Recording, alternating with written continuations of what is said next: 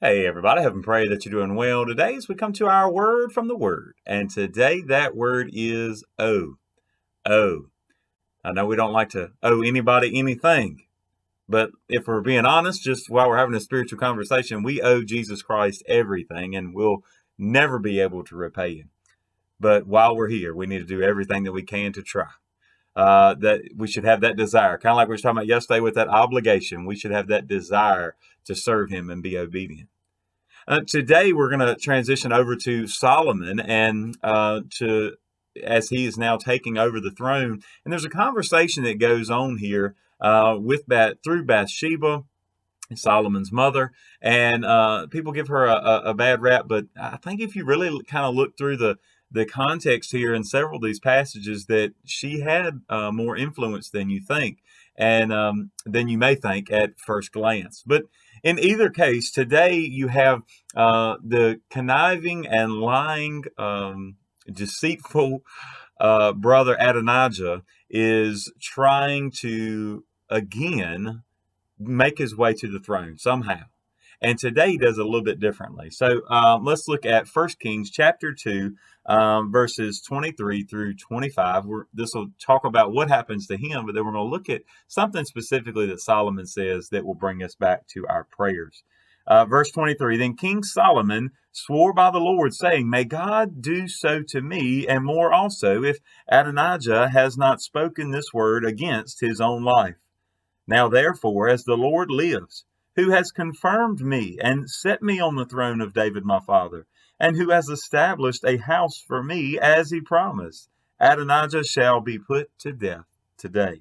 So King Solomon sent by the hand of Benaiah, the son of Jehoiada, and he struck him down and he died. Now you'd really have to. It'd be another message to talk about what exactly Adonijah was looking for, but essentially he was asking for one of the leading ladies there to be his wife, and it would have basically meant that that Solomon was sharing his rule and his kingship with his brother. And when he asked for that, right away Solomon knew he's up to something, and he has done this at the cost of his own life. And you have to, I pray as always, you're looking at all these other passages, but the part I wanted to point out today is what Solomon says.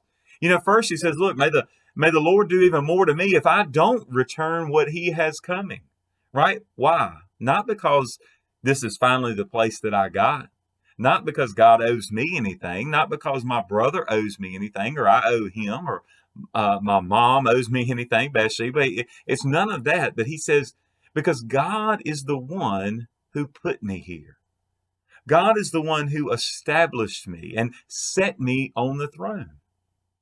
So it's him that I owe. And that's what he's essentially saying. That's how we came to this word owe today, is that, man, we owe him everything.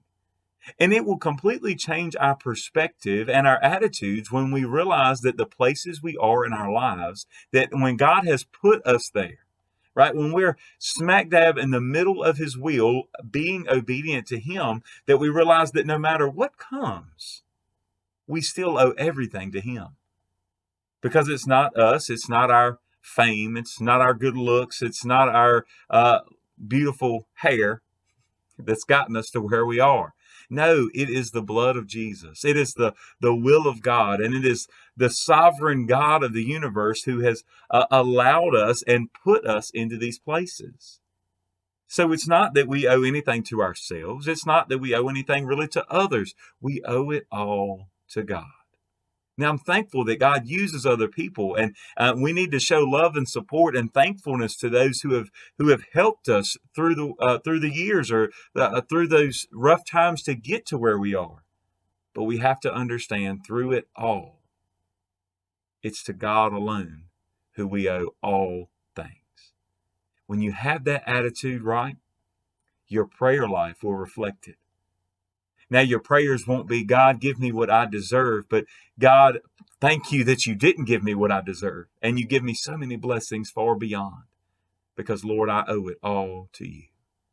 If we come to the Lord in prayer like that, we'll be amazed at how our attitudes and our lives will be changed for the better. God bless you, and I pray you have a great, great day.